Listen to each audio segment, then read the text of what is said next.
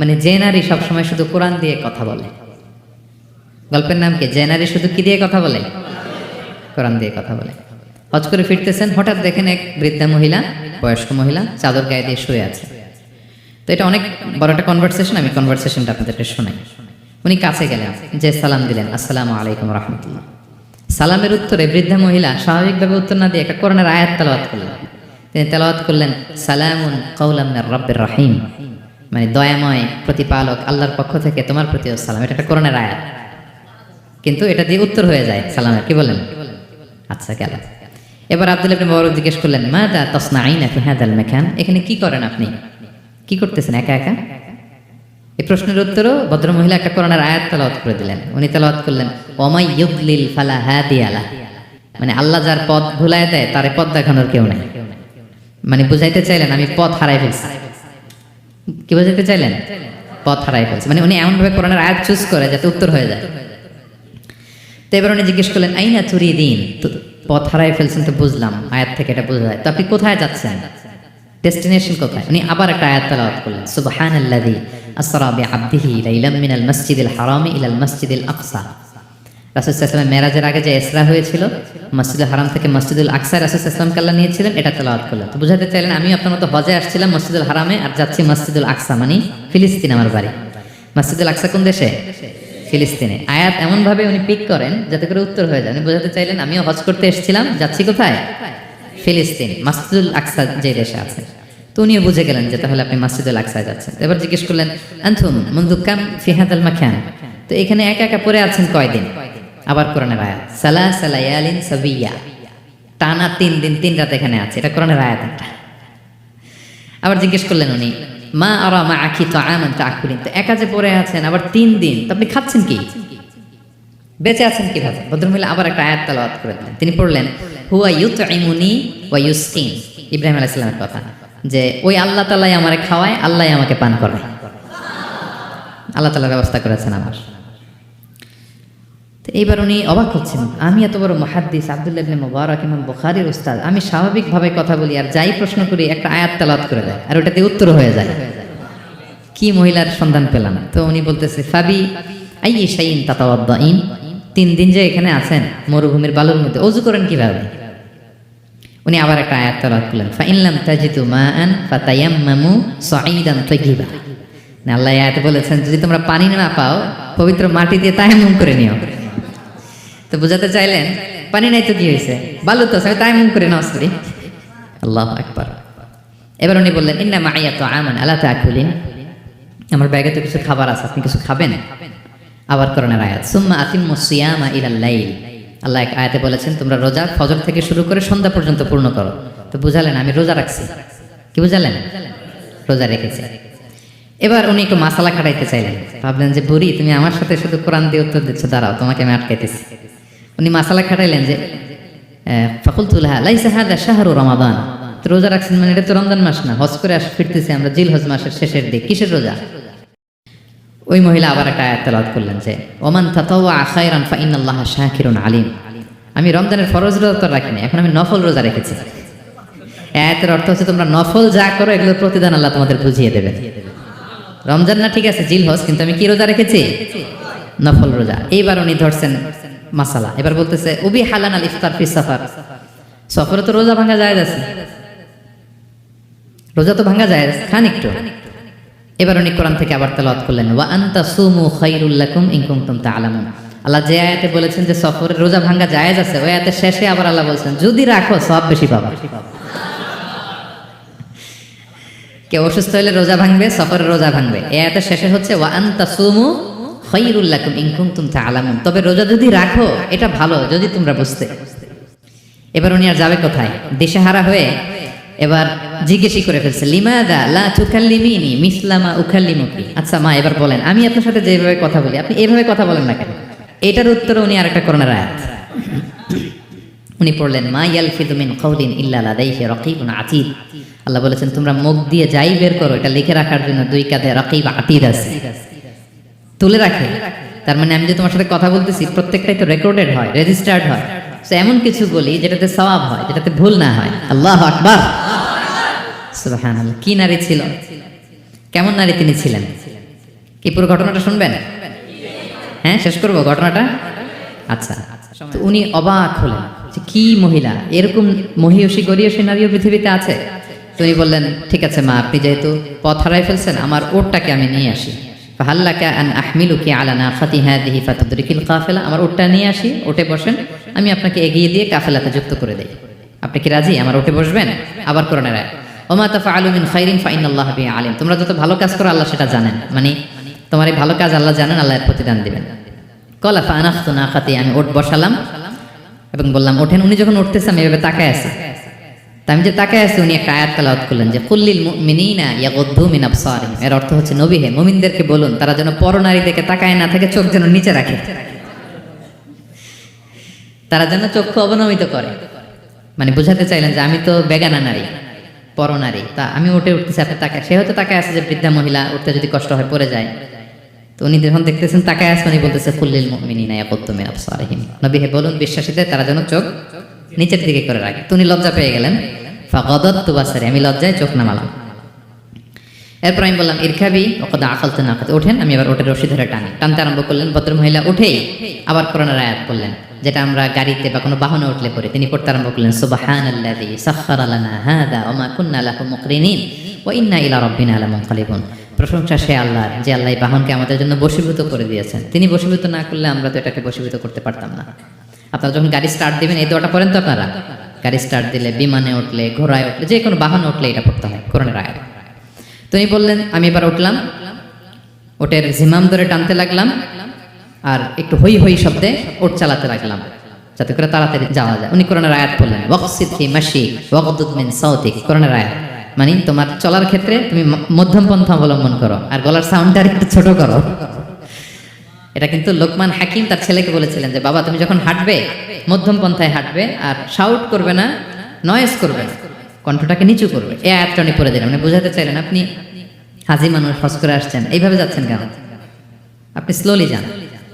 ফাজাআলতু আমশি রুয়াইদান ওয়া আতারান্নামু বিশআর, এরপর আমি আস্তে আস্তে যেতে লাগলাম আর কবিতা আবৃত্তি করতে লাগলাম। আরবদের অভ্যাস ছিল তারা শত শত লাইন কবিতা মুখস্থ পারত, দিনকে দিন মরুভূমিতে চড়তো আর কবিতা পড়তো। তো আমি কবিতা গুনগুন গুনগুন করে কবিতা পড়তেছি আর যাচ্ছি। এই মহিলা পিছন থেকে আয়াত তেলাওয়াত করলেন আবার, ফাকরাউ মা তায়াসসারা মিনাল কোরআন, মানে কোরআনের যেখান দিয়ে সহজ লাগে ওইখান দিয়ে পড়েন। মানে বুঝাতে চাইলেন কবিতা পড়লে কি লাভ, আপনি কোরআন পড়েন। উনি আবার লজ্জা পেয়ে কোরআন পড়তে আরম্ভ করলেন। এবার যেতে যেতে যেতে যেতে যে কাফেলা থেকে উনি মিসিং, যে ক্যারাভ্যান থেকে মিসিং, ওই ক্যারাভ্যানের সাথে যুক্ত হলেন। এবার জিজ্ঞেস করলেন যে হাদিহিল কাফেলা মান লাকি ফিহা, এই তো আপনার কাফেলা, এখানে কে আছে আপনার, কেউ আছে? আবার কোরআনের আয়াত, আল মাল ওয়াল বানুনা জিনাতুল হায়াতিদ দুনিয়া, অর্থাৎ সম্পদ সন্তান এগুলো আল্লাহর দেয়া নেয়ামত। এটা দিয়ে বুঝাতে চাইলেন হ্যাঁ আমার কিছু সন্তানাদি আছে। উনি বুঝতে পারলেন ফাআলিমতু আন্না লাহা আওলাদান ফিহা, আমি বুঝলাম যে ওনার সন্তান সন্ততি এখানে আছে। এবার একটা চান্স পেয়ে গেছে আব্দুল্লাহ ইবনে মুবারক। কি পেয়ে গেছে? উনি মনে মনে ভাবলেন ওনার ছেলেদের নাম কি, এটা জিজ্ঞেস করি, তাইলে তার উত্তর দিতে পারবে না। সুন্দর না প্রশ্নটা? এবার উনি বলতেছে ফাকুলতু লাহা মা আসমাউ আওলাদিক, মা এবার একটু বলেন তো আপনার ছেলেগুলোর নাম কি? তো জিজ্ঞেস করতেছে লাহা ওয়া মা আসমাউ আওলাদিক, আপনার ছেলেদের নাম কি একটু বলেন তো।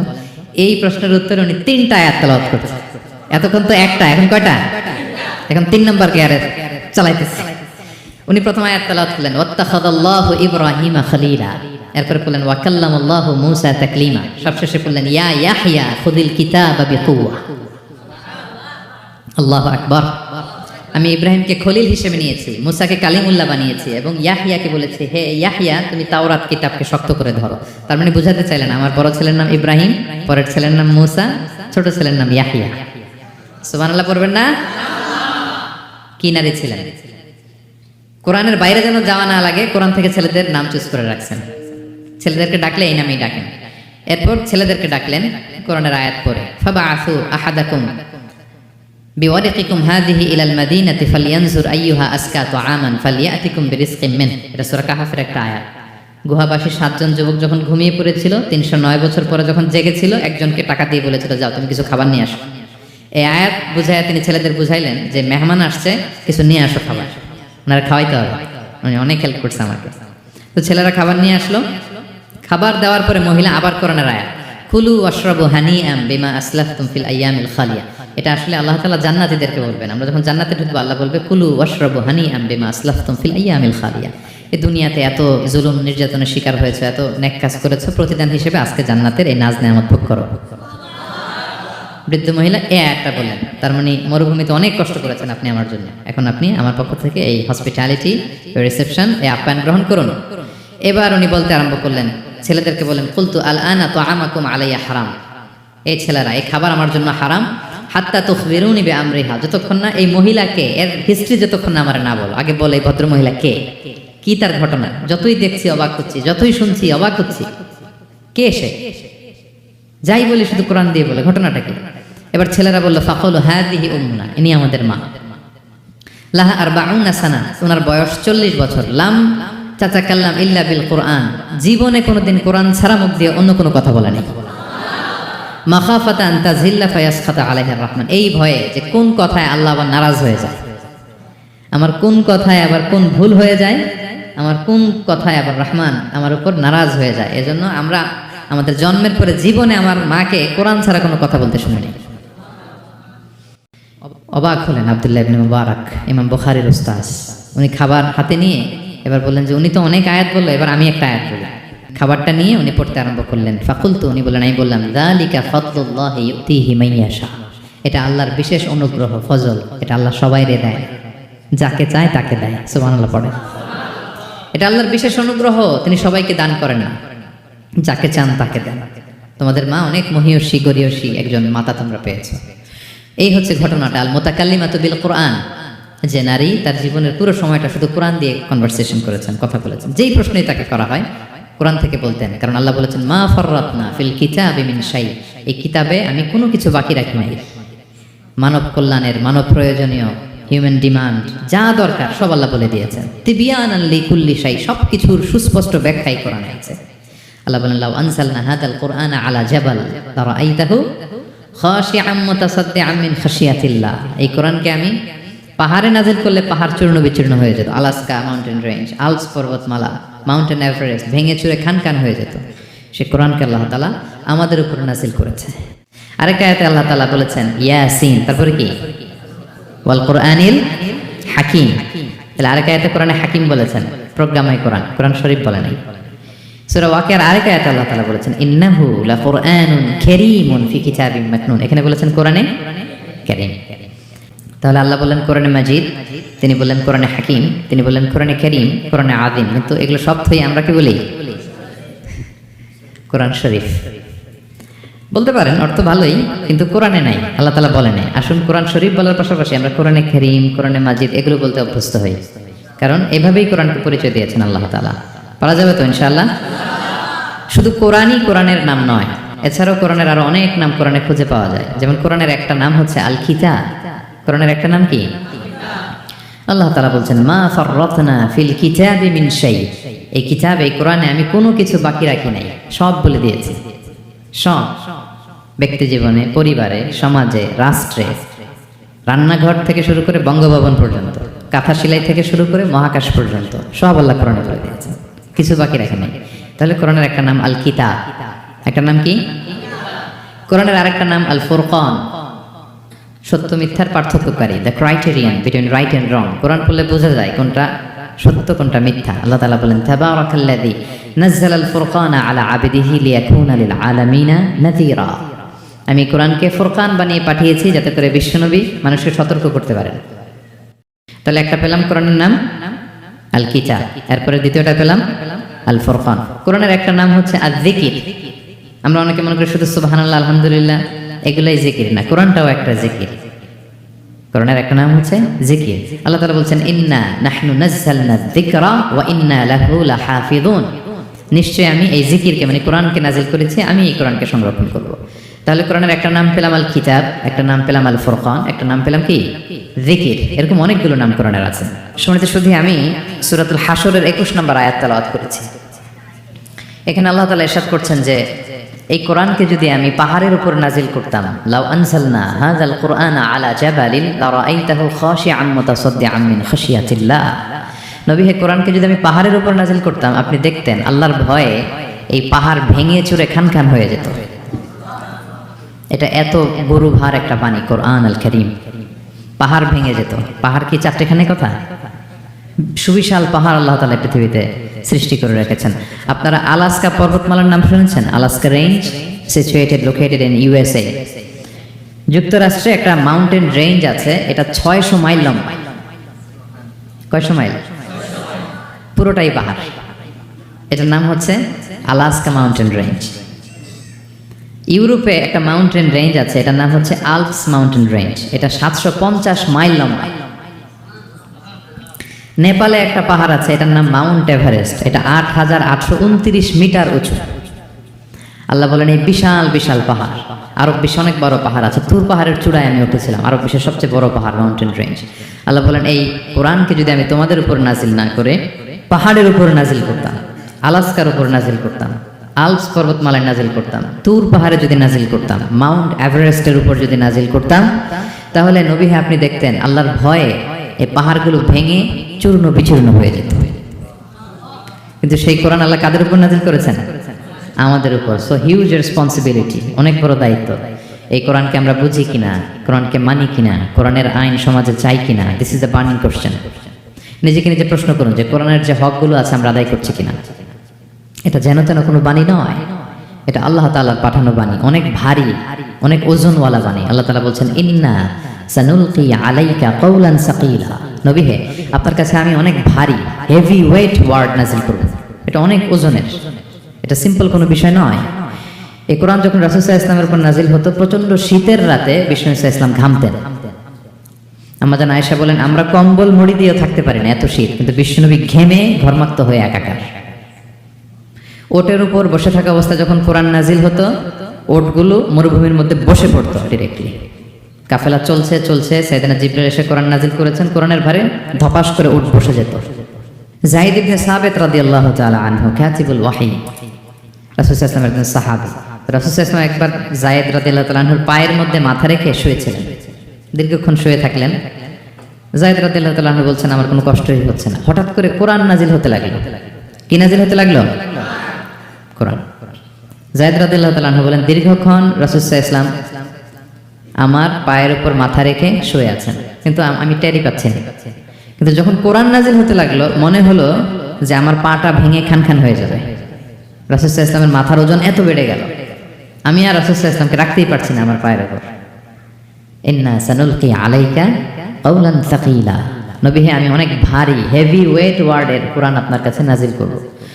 যে এই কোরআনকে মেনে চলা, কোরআন পড়তে জানা, কোরআনের অর্থ বোঝা এবং কোরআনের নীতিমালাগুলো আমাদের সমাজে বাস্তবায়ন করা। তো আমরা বলেছি যে আমরা কোরআন দিয়ে আজকে কোরআনের পরিচয় নিব। কোরআনকে জিজ্ঞেস করবো যে কোরআন তুমি তোমার পরিচয় দাও। আমরা কিছু প্রশ্ন করবো, দেখবেন কোরআন অবলীলায় উত্তর দিয়ে দিচ্ছে।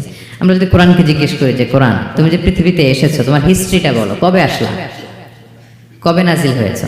কোরআন বলবে শাহরু রমাদানাল্লাযী উনজিলা ফীহিল কুরআন। আমি রমাদান মাসে এসেছি, যেন তেন মাসে আসিনি। কোরআনকে যদি আমরা প্রশ্ন করি যে কোরআন রমাদান তো 29 দিন বা 30 দিন, তো এই 30 দিনের বা 30 রাতের কোন দিন বা কোন রাতে এসেছে?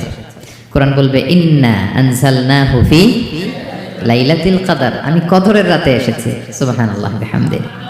ওমা আদরাকা মা লাইলাতুল কদর। কে তোমাকে জানাবে কদর কি? লাইলাতুল কদরি খায়রুম মিন আলফি শাহর। কদরের রাত 1000 মাসের চেয়েও সেরা। রাসূল সাল্লাল্লাহু আলাইহি ওয়াসাল্লাম আফসোস করতেছেন, আল্লাহ বনি ইসরাইলের লোকেরা হায়াত পাইছে 1000 বছর, 1500 বছর, এত ইবাদত করছে, আমার গুনাহগার উম্মতের কি হবে? আমার গুনাহগার উম্মত তো 60-70 মধ্যে মরে শেষ। আমার উম্মতি মা বাইনা 60 ইলা 70। আমাদের গড় বয়স কত? 60 থেকে 70। আল্লাহ বলেন চিন্তা করো না, লাইলাতুল কদরি খায়রুম মিন আলফি শাহর। তোমার গুনাহগার উম্মতের জন্য আমি কদরের রাত দিয়েছি, 1000 মাসের চেয়ে সেরা। তাহলে কোরআনের হিস্ট্রি আমরা জেনে গেলাম। রমাদানে আসছে, রমাদানের কোন রাতে আসছে? এখন যদি জিজ্ঞেস করি তুমি কি একা একা আসছো না কেউ নিয়ে আসছে তোমাকে, এবার কি উত্তর পাওয়া যাবে? এই প্রশ্নের উত্তরে কোরআন আমাদেরকে জানায় যে আমি একা আসিনি। নাযালা বিহির রূহুল আমিন। রূহুল আমিন হচ্ছে জিবরাইল আলাইহিস সালামের একটা নাম, বিশ্বস্ত আত্মা। রূহুল আমিনের সাথে আমি এসেছি, সবচাইতে বিশ্বস্ত। যেহেতু এটা আল্লাহর বাণী, এটা আসার সময় যদি অন্যের কথা ঢুকায় দেয় তাহলে ভেজাল আছে না নাই? আমিন, বিশ্বস্ততার সাথে যে পৌঁছে দিবে, বাণী বাহকের কাজ করবে, এরকম সবচাইতে বিশ্বস্ত ফেরেশতা জিবরাইলকে দিয়ে আমি পাঠিয়েছি। তাহলে কোরআন একা আসে, সবচাইতে শক্তিশালী ফেরেশতা। জিবরাইল আলাইহিস সালামের লাহু সিত্তুমিআতু জানা, 600 পাখা আছে, 600 পাখা। সব নবীদের কাছে এসেছেন ওহী নিয়ে। এরকম একজন ফেরেশতা দিয়ে কোরআনকে পাঠানো হয়েছে। এবার যদি জিজ্ঞেস করি যে কোন ভাষায় তোমাকে নাজিল করা হয়েছে বলো, আছে এটা কোরআনে? কোরআন আমাদেরকে জানাচ্ছে ইন্না আনসালনাহু কুরআনান আরাবিয়ান লাআল্লাকুম তাআকিলুন, নিশ্চয় আমি কোরআনকে আরবি ভাষায় নাজিল করেছি যাতে তোমরা বোঝো। সুস্পষ্ট আরবি ভাষায় এই কোরআনকে আল্লাহ তাআলা নাজিল করেছেন। তাহলে হিস্ট্রি আমরা জানতেছি ধীরে ধীরে, না? রমাদানে আসলো, কদরে আসলো, একা আসে নাই, জিবরাইল আলাইহিস সালামের সাথে আসলো, আরবি ভাষায় নাজিল হলো। এবার যদি জিজ্ঞেস করি যে তুমি যে আসলা, তোমাকে যে আমাদের তেলাওয়াত করতে হবে, তো এই তেলাওয়াত করার গাইডলাইনটা কি, কিভাবে তেলাওয়াত করবো, তেলাওয়াত করার সিস্টেমটা কি, এটা যদি আমাদেরকে একটু বলতে। তো কোরআন এই প্রশ্নের উত্তরে প্রথমে আমাদেরকে বলে যে আমাকে যদি আবৃত্তি করতে চাও, তেলাওয়াত করতে চাও, প্রথম গাইডলাইন হচ্ছে লা ইয়ামাসসুহু ইল্লাল মুতাহহারুন। এর অর্থ হচ্ছে পবিত্র ছাড়া কেউ এই কোরআনকে স্পর্শ করতে পারে না। যদিও এটা দিয়ে লাউহে মাহফুজের কথা বলা হয়েছে, ফেরেশতাদের কথা, কিন্তু বিষ্ণু বলেছেন লা ইয়ামাসসুহু ইল্লা তাহির, পবিত্রতা ছাড়া কোরআন ধরা যায় না। তাহলে কোরআন তেলাওয়াতের প্রথম গাইডলাইন কি? পবিত্রতা। অজু করতে হবে, ডোন্ট টাচ মি উইদাউট অ্যাবলুশন। কোরআন আপনাকে অর্ডার করবে অজু ছাড়া আমাকে টাচ করা যাবে না। আচ্ছা, অজু করলেন, তারপরে কি শুরু করে দিতে পারবেন? না, কোরআন বলে ফাইদা ক্বারাতাল কুরআন ফাস্তাঈদ বিল্লাহি মিনাশ শাইতানির রাজিম। কোরআন পড়ার আগে তোমার যে সুস্পষ্ট দুশমন ওই শয়তানের ব্যাপারে আল্লাহর কাছে পানাহ চেয়ে নাও। মানে পড়ো আউযু বিল্লাহি মিনাশ শাইতানির রাজিম বিসমিল্লাহির রাহমানির রাহিম। তাহলে অজু করলেন, আউযু বিল্লাহ বললেন, বিসমিল্লাহ বললেন। এবার কি করতে হবে? এবার কোরআন বলছে যেমন মনে চায় তেমন পড়া যাবে না। তুমি গানের সুরে, ব্যান্ডের সুরে, হিপ হপ সুরে কোরআন পড়বা, এটা আল্লাহ কবুল করবে না। কোরআন বলছে ওয়ারাত্তিলিল কুরআনা তারতিলা, তারতিলের সাথে কোরআন পড়তে হবে, ধীর স্থির ভাবে কোরআন পড়তে হবে। বিষ্ণু ইসলাম প্রতিটি আয়াত টেনে টেনে পড়তেন। কিভাবে? টেনে টেনে পড়তেন। আবার বিষ্ণু ইসলামের স্ত্রী উম্মে সালামা রাদিয়াল্লাহু তাআলা আনহা, তিনি বলতেন ইয়াকাত্তিউ কিরাআতাহু আয়াতান আয়াতান। বিষ্ণু ইসলাম প্রতিটি আয়াত শেষে থামতেন, এক আয়াত পড়ে থেমে আরেক আয়াত, আবার থেমে আরেক আয়াত। আলহামদুলিল্লাহি রাব্বিল আলামিন আর রহমানির রহিম মালিকি ইয়াউমিদ্দিন। দেখেন টেনে টেনে পড়লাম, আবার প্রতিটা আয়াত শেষে থামলাম। This is তারতিল। ওয়ারাত্তিলিল কুরআনা তারতিলা। এভাবে টেনে টেনে প্রতি আয়াত শেষে থেমে থেমে পড়ার নাম তারতিল। এভাবে পড়তে হবে। তো পড়ার গাইডলাইন কি পেলাম? প্রথমে কি করতে হবে? ওযু করতে হবে, পবিত্রতা। এরপরে আউযু বিল্লাহ, বিসমিল্লাহ পড়তে হবে। এরপরে কিভাবে পড়তে হবে? তারতিলের সাথে। কথা কি বুঝতে পারতেছেন সবাই? বিরক্ত হচ্ছেন না তো আপনারা? আচ্ছা, মুভিং অন। এরপর যদি বলি যে ঠিক আছে ওযু করলাম, আউযু বিল্লাহ বিসমিল্লাহ বললাম, তারতিলের সাথে পড়বো, তো কোত্থেকে পড়বো? সূরা তো 114টা, পারা তো 30টা। কোন দিক থেকে? শুরু থেকে না মিডল থেকে না শেষ থেকে? দেখেন কোরআন কি বলে। কোরআন বলে ফাকরাউ মা তায়াসসারা মিনাল কোরআন, যেখান থেকে সহজ লাগে ওইখান থেকে পড়ো।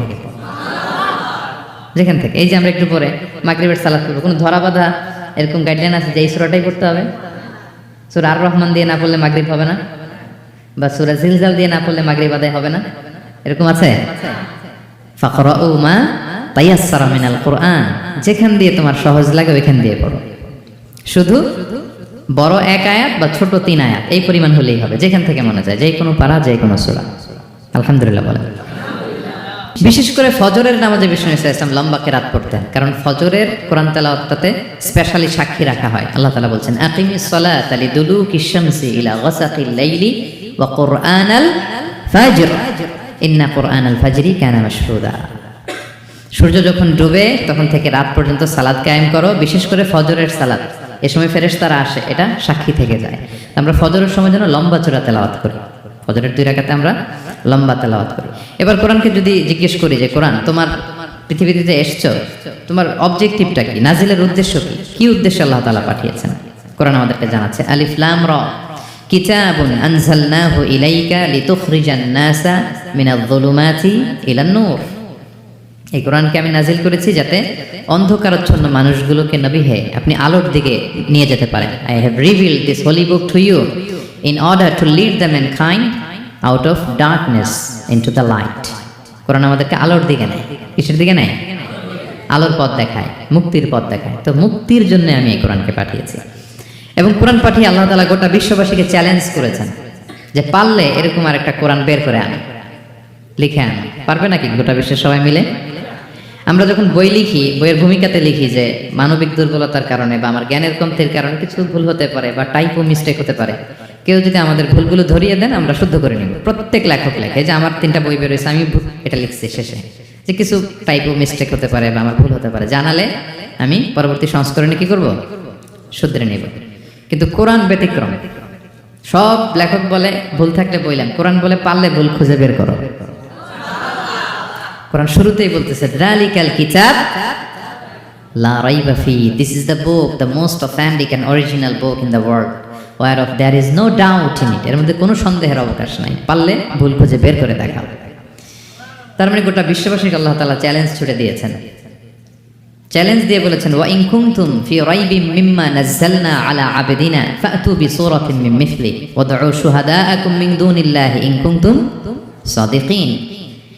যদি মনে করো যে কোরআন বিশ্বনবী বানিয়েছে, যদি সন্দেহ করো আমার বান্দা মুহাম্মদের উপর যে কোরআন নাজিল করেছে এটা যে তার বানানো মনে করো, পারলে আরেকটা বানায় নিয়ে আসো। পারে নাই। অনেক চেষ্টা করে যেই কথা বলছে এটা কোরআনের পক্ষেই চলে আসছে। একজন অনেক ট্রাই করতেছে যে কোরআনের সবচেয়ে ছোট সূরার মতো একটা লাইন সে বানাতে পারে কিনা। সবচেয়ে ছোট সূরা কোনটা?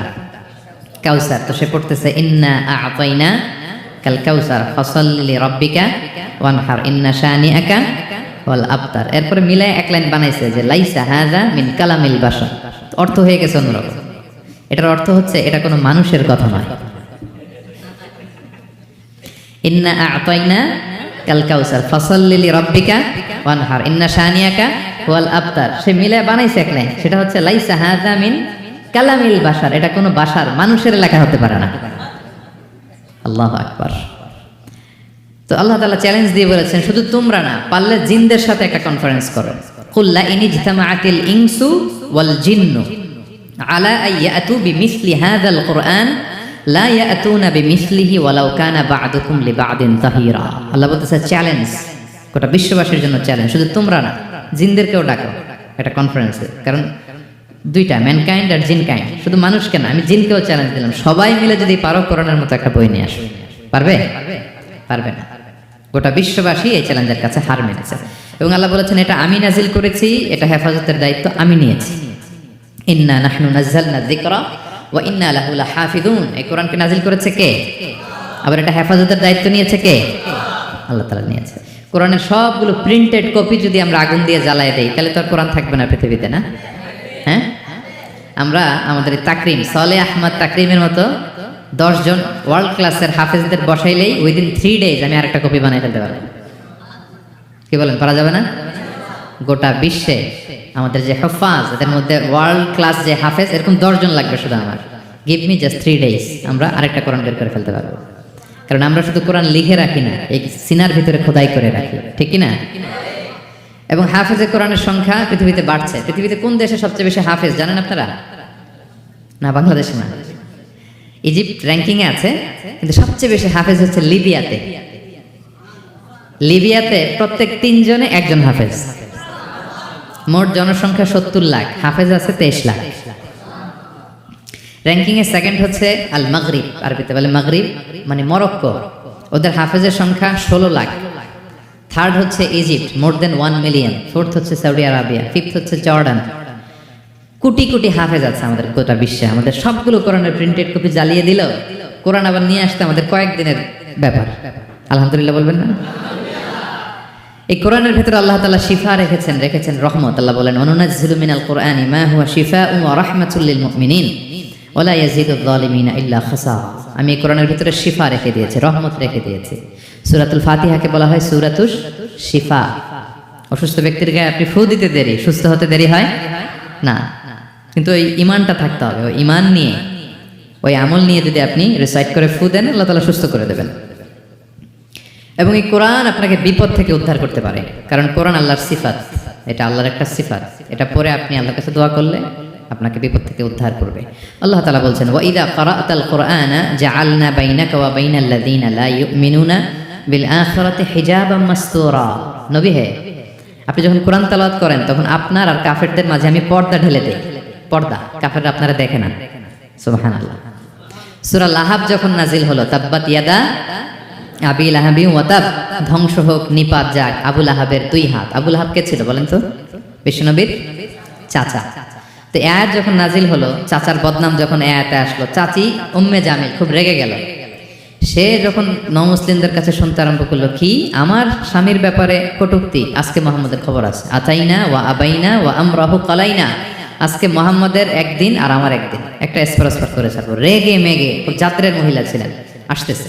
তো বিষ্ণু ইসা ইসলাম কাবা ঘরের পাশে আবু বকর রাদিয়াল্লাহু তাআলা আনহুকে নিয়ে বসা। তো আবু বকর রাদিয়াল্লাহু তাআলা আনহু এই দৃশ্য দেখে বললেন, ইয়া রাসূলুল্লাহ, আপনি এখান থেকে চলে যান, উম্মে জামিল এসে আক্রমণ করবে আপনার উপর। আল্লাহ রাসূল বললেন, আবু বকর তুমি ভয় পেও না, আমি জাস্ট একটু কোরআন তেলাওয়াত করবো, এরপরে কি হয় দেখো। বিষ্ণু ইসা ইসলাম কোরআন তেলাওয়াত করতে লাগলেন। আর রেগে মেগে আগুন হয়ে উম্মে জামিল আসছে, এসে আবু বকরকে বলতেছে, এই আবু বকর, তোমার বন্ধু মুহাম্মদ কোথায় বলো। পাশেই কিন্তু বিশ্বনবী বসা, কিন্তু সে চোখে দেখে না। সুবহানাল্লাহি ওয়া বিহামদিহি জাআলনা বাইনাকা ওয়া বাইনাল্লাযিনা লা ইউমিনুনা বিল আখিরাতি হিজাবাম মাসতুরা। নবী, আপনি যখন কোরআন পড়েন, কাফেরদের আর আপনার মাঝে আমি কি এঁটে দেই? পর্দা এঁটে দেই, ওরা দেখে না। আপনি বিপদে পড়ছেন, আপনি কোরআন পড়েন, আপনার শত্রু আপনাকে দেখবে না। হিজরতের রাতে বিষ্ণু ইসলাম আবু বকর রাদিয়াল্লাহু তাআলা আনহুকে নিয়ে গারে সাউরে আশ্রয় নিলেন। মক্কার কুরাইশরা খুঁজতে আবু বকর রাদিয়াল্লাহু তাআলা আনহু তো ভয়ে তটস্থ, যে কি না কি হয়ে যায়। আবু বকর রাদিয়াল্লাহু তাআলা আনহু বললেন যে আমি অবাক, আমার পাশ দিয়ে হেঁটে যায় ওরা, কিন্তু আমাদেরকে দেখে না। ইমাম আল কুরতুবী, তিনি মনসুর দুর্গে বন্দী ছিলেন, জালিমের বন্দিশালায়। উনি জেলখানা ভেঙে পালাতে লাগলেন। পালাতে সৈনিকরা টের পেয়ে গেল, খুঁজতেছে ওনাকে। খুঁজতে ধরার জন্য উনি এক পাহাড়ের চিপায় যেয়ে আশ্রয় নিলেন আর সূরা ইয়াসিন তেলাওয়াত করতে লাগলেন। তো ওরা খুঁজতে পায় না, কিন্তু উনি পাশেই, চোখে দেখে না। তো উনি বললেন যে হঠাৎ এক সৈনিক, সে ইউরিন পাস করতে লাগলো দাঁড়িয়ে, মানে প্রস্রাব করতে লাগলো। তার প্রস্রাবের ছিটে ফোঁটা আমার গায়েও লাগতেছে, কিন্তু সে আমার দেখে না। সুবহানাল্লাহ পড়বেন না? আমি বাংলাদেশের একটা জেলা, চাঁদপুরের এদিকে একটা এলাকায় আমার একটা তাফসীর প্রোগ্রাম ছিল। তো একটা সময় আমি খুব প্রত্যন্ত অঞ্চলে যেতাম, রিমোট এরিয়ায়, বিল একটা গ্রাম দাওয়াত করছে, তো আমি চলে যেতাম। কোরআনের কথা আমার পৌঁছাইতে হবে সব জায়গায়।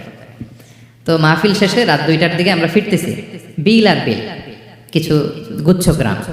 হঠাৎ একটা মোড়, ওই মোড়ের ওইখানে দেখি একটা গাছ ফালানো।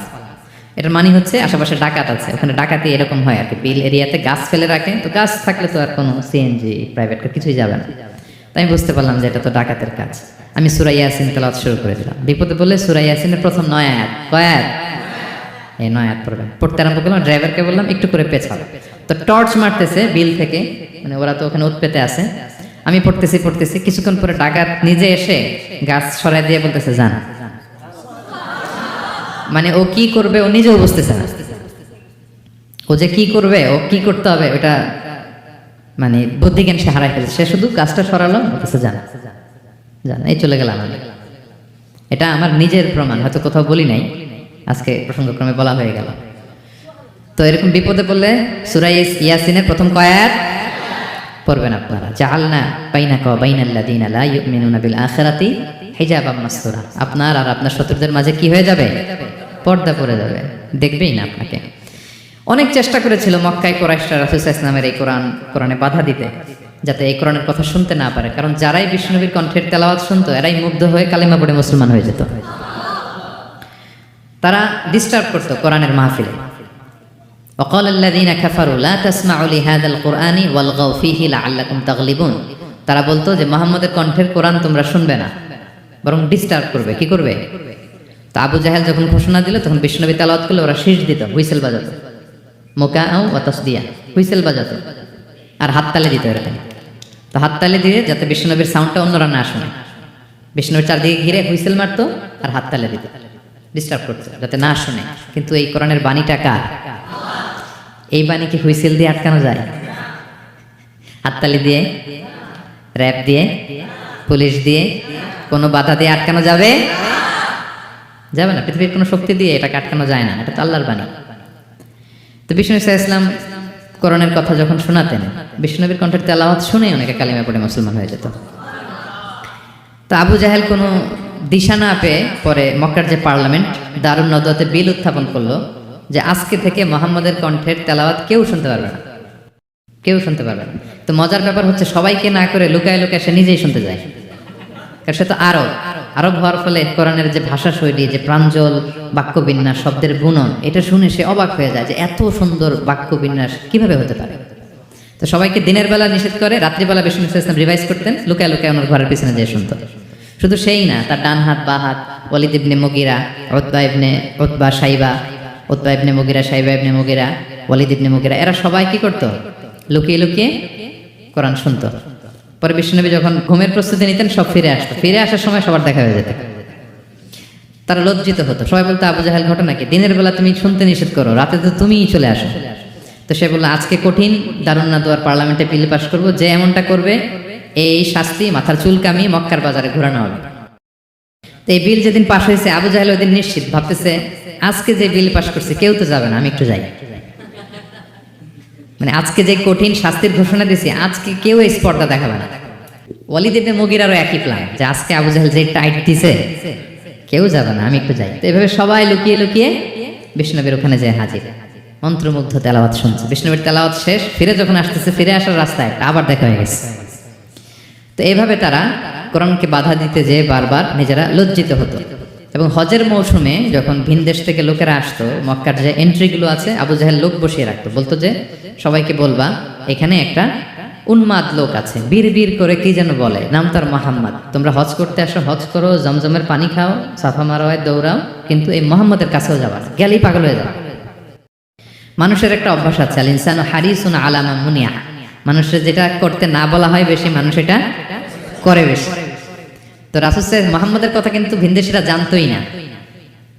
মুহাম্মদের কাছে যেও না যখন বলছে, সবাই মনে মনে প্ল্যান করে নিছে, আর যাই করি আর না করি মুহাম্মদের দেখে যেতে হবে। তো এরা হস্টস করে সবাই খুঁজতো, হু ইজ দিস মুহাম্মদ, কে মুহাম্মদ?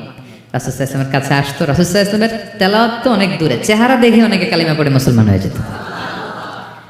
এত নুরানি চেহারা বিশ্বনবী ছিল, এত সুন্দর তেলাওয়াত ছিল। প্রিয় ভাইরা, সেই কোরআনকে আল্লাহ তাআলা বলছেন যে পাহাড়ের উপর যদি নাজিল করতাম, পাহাড় ভেঙে কি হতো? চুরমার হয়ে যেত। পাহাড়ের উপর নাজিল না করে কার উপর নাজিল করছে? আমাদের উপর নাজিল করছে। আমাদের হিউজ রেসপন্সিবিলিটি, এই কোরআনকে আমাদের বুঝতে হবে, জানতে হবে। কোরআন শুদ্ধভাবে পড়ার প্রচেষ্টা চালাবেন তো? রেগুলার কোরআনের অর্থ বুঝবেন তো? কোরআনের মাহফিলগুলোতে আসবেন তো? কোরআনের পক্ষে থাকবেন তো সবাই? ছোট্ট একটা গল্প দিয়ে শেষ করি। গল্পটা বর্ণনা করেছেন ইবনু হিব্বান ওনার একটা গ্রন্থের নাম রাউদাতুল উকালা।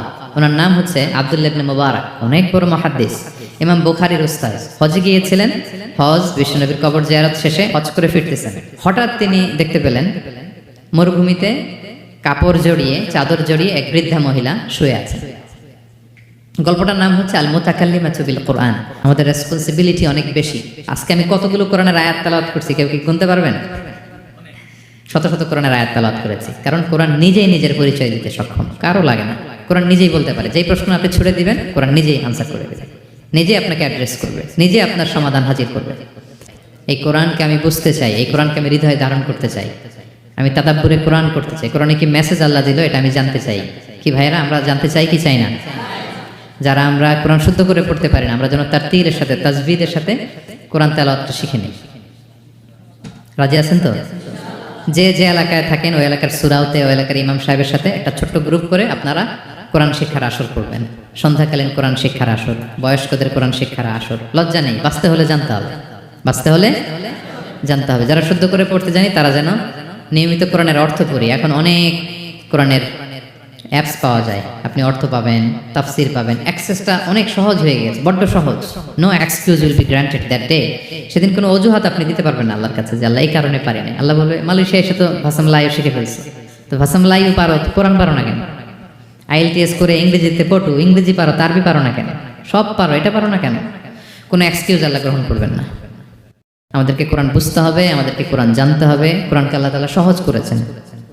আল্লাহ বলেছেন, ওয়ালাকাদ ইয়াসসারনাল কুরআনা লিযিকর ফাহাল মিন মুদ্দাকির। কে আছে কোরআন শিখবে? কোরআনকে আমি সহজ করেছি। আমরা যেন কোরআন শিখি, কোরআনের অনুবাদ পড়ি, কোরআনের তাফসীর পড়ি। আল্লাহ তাআলা আমাদের যে মেসেজ বা বার্তা দিতে চেয়েছেন সেটা যেন আমরা হৃদয়ঙ্গম করি। আল্লাহ তাআলা বলেন, আফালা ইয়াতাদাব্বারুনাল কুরআন আম আলা কুলুবিন আকফালুহা। ওরা কি কোরআন নিয়ে তাদাব্বুর করবে না, চিন্তা গবেষণা করবে না, একটু চিন্তাশীল হবে না? নাকি ওদের অন্তরের মধ্যে তালায় ঝং ধরে গিয়েছে? সো আমাদের এই দীর্ঘদিনের জং ধরে যাওয়া তালা খোলার জন্য আল্লাহ তাআলা রিমাইন্ডার হিসেবে রমাদান আমাদেরকে পাঠিয়েছেন, কোরআনের মাস। আমরা যেন কোরআনের মাসে কোরআনের সাথে নিজেদের সম্পর্ককে গড়ে তুলি। আমরা যেন কোরআনময় করে তুলি আমাদের এবারের রমাদান। আমি আমার ভেরিফাইড পেজ থেকে, ভেরিফাইড ইউটিউব চ্যানেল থেকে কোরআনের একটা লাইভ সিরিজ করি, সূরাতুন নূর। সূরাতুন নূরের 2টি পর্ব আমরা করেছি, আরও 2টি পর্ব, এগুলো আপনারা শুনবেন। কোরআনের প্রোগ্রামগুলোতে আসবেন, কোরআনের আসরগুলোতে জানবেন। কোরআন পারি না, কোরআন বুঝি না, এই কথা যেন আমাদের মুখ দিয়ে কারো বের না হয়। আমরা সবাই কোরআন জেনে বুঝে মরতে চাই। কি রাজি আছেন তো সবাই? আল্লাহ তাআলা আমাদের সবাইকে কথাগুলো বুঝার ও আমল করার তৌফিক দান করুক।